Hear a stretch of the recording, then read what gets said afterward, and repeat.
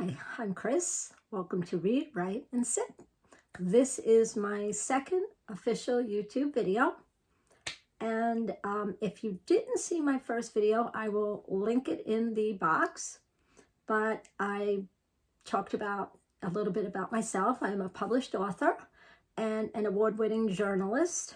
And so I had thought that I would incorporate some videos on writing because I have been teaching writing for a long time. And before the pandemic, I was teaching in several Barnes and Nobles and quite a few local libraries in my county. And I thought this would be a better way to reach more people, to share my knowledge and my experience, and just because I love to talk about writing so much. And I thought if I could help somebody on their writing journey, then this would be a great way to do it. And I would love to do that. I have helped people before. I have taught teachers, nurses, moms, secretaries. I've helped several people on their journey to publication. And I thought this would be something that I could do because to me, reading and writing are so connected. Most writers are readers and a lot of readers want to be writers. So why not try helping you all on that journey if that's something you're interested in? So today, to get started, I thought that I would recommend some great books that have motivated and inspired me along the way, because a lot of people wonder, how do writers get started? And what I did find out, and what I found that is very common, a common belief a lot of people have that want to write, is that they're not creative and that writing is some kind of gift that you're either born with or you're not born with. And in my opinion, they're both wrong. Everybody has some degree of creativity in them. It just takes a little work and some time to bring it out. And as far as being born a writer, most writers, while a lot of people have that gift, and maybe they're born storytellers, but writing is something that you can, in fact, learn. And so I thought the best thing to do today to get started is by sharing some books with you by several authors that wrote about their writing journey. And these books, one of them, maybe two of them, are quite well known in the writing community. But these are great books to read, to kind of find out a little bit about how other writers work, how they came into their journey.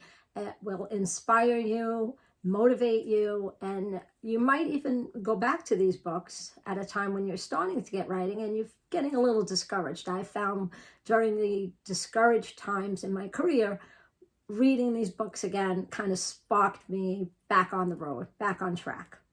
So let's get started with the first book, which is Anne Lamott's Bird by Bird. Anne Lamott is a writing teacher and a largely autobiographical writer.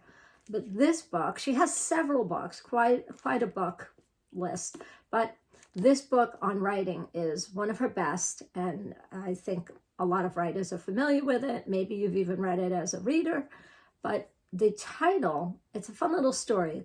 The title comes from her childhood. Lamott's father was helping her brother write an essay for school, which he had left to the last minute, as we often do with a lot of things in life. And he was finding himself feeling very overwhelmed and just didn't know where to get started or how to put it together. And his father said, "Bird by bird, buddy, bird by bird," which is kind of like that theory of, how do you eat an elephant? One bite at a time, bite by bite, same thing. This was a very inspiring read, and I recommend this to all my writing students.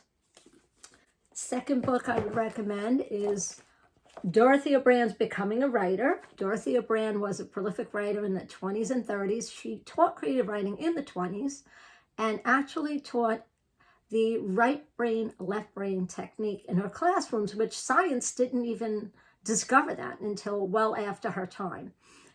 So this is a great book, and it actually has been printed, 34 printing runs and over 1 million copies sold. It's a short book, and you probably, because it's an older book, and I believe it's from 1934, you will definitely be able to find this in your library, but you can also get it if you'd like to own it, Amazon, Barnes & Noble, wherever you buy books. Another great place, because this is an older book, might be a secondhand bookstore, an indie shop. So that's another great book on my list. Next on my list is If You Want to Write a Book About Art, Independence, and Spirit by Brenda Ueland. Brenda Ueland led 93 remarkable years and had published 6 million words in her lifetime. She is a very prolific writer. And Ueland teaches about the love of writing. Writing what you love, do what you love what you do. She writes with love and enthusiasm, and that is what she teaches and advocates for in her writing books. This is another great manual. Also probably easily found on the library shelf, or you can pick it up through Amazon, Barnes & Noble, or wherever you buy your books. Next author needs no introduction. Ernest Hemingway on writing. Hemingway was a very disciplined writer with a lot of specific rituals and habits, and in this book he shares that, and I think everybody, whether you're a reader or writer, knows about Hemingway. This is a great little inspiring story. It's a short read, and you can probably also get this at the library. If they don't have it, you may be interlibrary loan, and if you'd like to own it, then you can buy it wherever you buy your books. Another author I'm very fond of, Natalie Goldberg's Writing Down the Bones, Freeing the Writer Within. Goldberg is an amazing author and a writing teacher and leads a lot of workshops. She has several other books on the process of creativity, but this one specifically for writers. And I have read this multiple times, and I go back to this whenever I'm kind of stuck. So this is another one I would highly recommend. And last but definitely not least is Stephen King's On Writing, a Memoir of the Craft. And we all know that King is king of the horror genre, the genre that I, if you saw my first video, dipped into for the first time for my October reads. What I love about King's book is his approach. He starts off by sharing about his childhood and how his childhood informed him as the writer that he is today.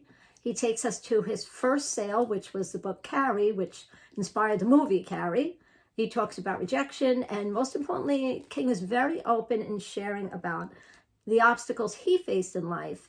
And the one thing that I found just such a great inspiration was that no matter what obstacles he faced, he just kept on writing. This was written, I believe, in 2000. It's one of the newer books of these that I have recommended. Definitely my choice. If you pick nothing else up in these books today that I recommend, which I will list in the box below, definitely pick this one up. And so those are the books that I'm recommending to get started, because I think it's so important to read about other writers' journeys and to get a glimpse into the writing life from different viewpoints. My other practice, or something else that I'm going to talk about today, would be journaling. Journaling is so integral. It's so important to writing. Most writers do tend to journal, and it doesn't have to be every day. It can be, sporadic, every other day, weekly, monthly, just getting your thoughts on paper. I believe I am a follower of Julia Cameron's The Artist's Way, and I do believe in morning pages. And what's great about it is you don't need technology. You don't need a computer or a laptop or an iPhone or an iPad or anything. A piece of paper, a notebook, a children's old notebook, spiral notebook. Just the idea is to get your words on the page, get them out of your head. And by journaling, you will, as the longer you do it, the more that comes up. Memories, experiences, thoughts, ideas. It's just a great practice, and it's great fodder for your writing projects. You're going to come up with ideas, little gems, maybe settings that you like, or a place you visited long ago that you think you'd love to write a book and set your story. But journaling is great. And if you can't do it in the morning, because we all have jobs and children and families and obligations, you could also journal at night before bed, which also has an added benefit of emptying out all of the things that sometimes keep us up at night. If you get it all out on the page, might even help you sleep a little better. But either way, journaling is great for writing, great for mental health, great for physical health, and I cannot say enough about it. Now that we've talked about books and journaling, I just want to give an update on my October reads, which you can find them listed in my first video. One book right now that I will say has really just kept me up is Shirley Jackson's We Have Always Lived in the Castle, which I had talked about the lottery, and I have never forgotten that book, even though I read it probably over 35 years ago. So that right now is, I'm almost done with that book, and it's just, I would love to, I wish, if she hasn't, I would love to have read about Shirley Jackson's process, because she truly is just an amazing, and the way her mind works, and these stories are just one of a kind. So on October 31st, I will be back to, give a wrap up on my October reads, what I read, what I finished, what I didn't finish, what I like, what scared me, and what I would give 5 stars to. I will also be talking about my November reading challenge. I know it's happening on YouTube. A lot of booktubers are doing it. And I am going to be doing a November challenge. We will be reading historical fiction. It's called a Historathon. And I'm very excited to do a readathon. I have not done one. This is my first, and historical fiction. I love historical fiction. But what's great about this is I will be offering you some prompts on books, specific ways to choose your books. And so we will talk about that on October 31st, Halloween, when I wrap up my October reads. And now I just want to mention, if you recall my title, Read, Write, Sip, each week I like to feature a tea of the week. And in keeping with the fall theme, this week's tea is cranberry apple. I have Bigelow's cranberry apple. What I love, besides the fact that this tea is delicious, is that you can keep it on your counter, and it has a little built-in dispenser. So this is a great tea.